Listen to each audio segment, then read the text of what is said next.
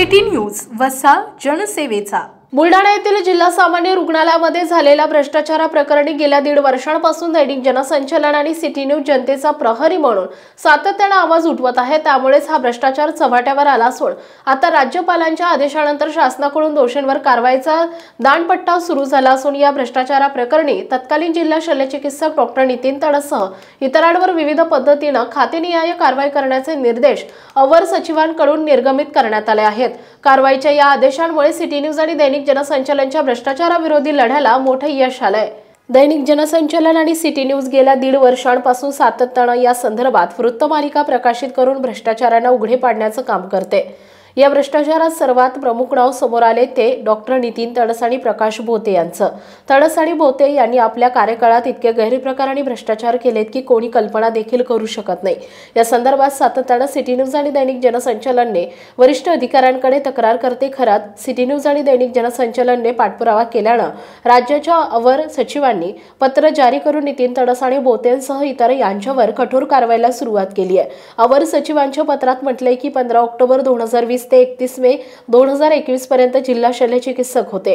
Doctor Nitin Tadas आणि भांडारपाल प्रकाश बोते यांचे या ठिकाणी सर्वात मोठे भ्रष्टाचारात्मक काम होते ते मॉड्युलर ऑपरेशन थिएटर ओटी आणि लेबर रूमच्या बांधकामासंदर्भात डॉक्टर नितीन तडस आणि भांडारपाल प्रकाश बोते राहणार अकोला यांनी ही दोन्ही कामे करण्यासाठी 12,11,30,000 रुपयांचा कार्यादेश काढले होते।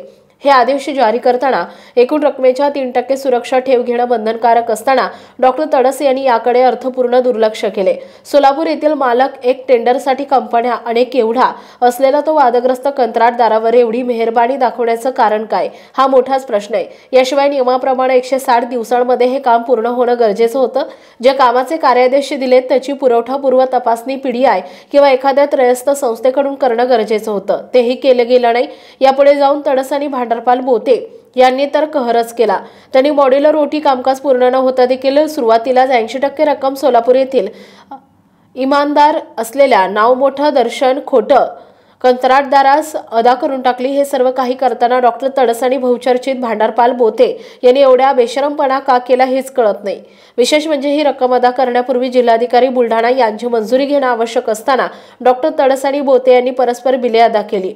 हे सर्व काही करताना डॉक्टर नितीन तडस आणि प्रकाश बोते यांना कसलीही लाज शरम वाटली नाही। यावरून डॉक्टर नितीन तडस आणि भांडारपाल यांच्या कोडकेपणाचा परिचय येतो। एवढंच नाही तर डॉक्टर तडस आणि बोते यांनी दैनंदिन कामकाजातही अनेक गैरप्रकार केले। त्याचाच कार्यकाळात कॅशबुकात मोठ्या प्रमाणात हेरफेर आणि खाडाखोड करण्यात आली। त्यातून कोट्यवधी रुपयांचा भ्रष्टाचार झालाय। डॉक्टर नितीन तडस आणि भांडारपाल प्रकाश बोते यांच्या भ्रष्टाचार साखळी प्रकरणातील यांच्या कार्यकाळात भ्रष्टाचाराचे एकापेक्षा एक विक्रम प्रस्थापित झाले आहेत। दैनिक जनसंचालन आणि सिटी न्यूजनं अगदी पुराव्यानिशी हा भ्रष्टाचार बाहेर काढला।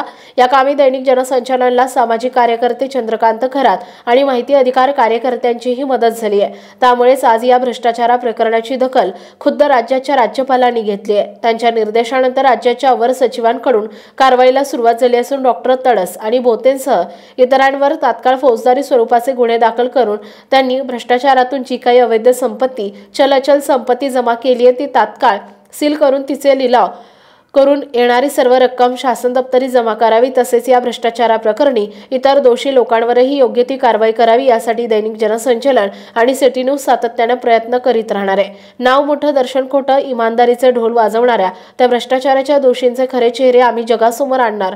सोलापूर येथील तो चालबाज इमानदार नाव एक शासनाची फसवणूक करण्यासाठी हेल्थकेअर सारखे कंपन्या अनेक त्यांनी बुलढाण्यासह महाराष्ट्र शासकीय अधिकाऱ्यांशी संगनमत करून शासनाची कुठे केली करोडो रुपयांची फसवणूक। पुढील प्रत्येक सत्रात अजून बरेच काही पुढील प्रत्येक सत्रात सिटी न्यूज बुलढाणा।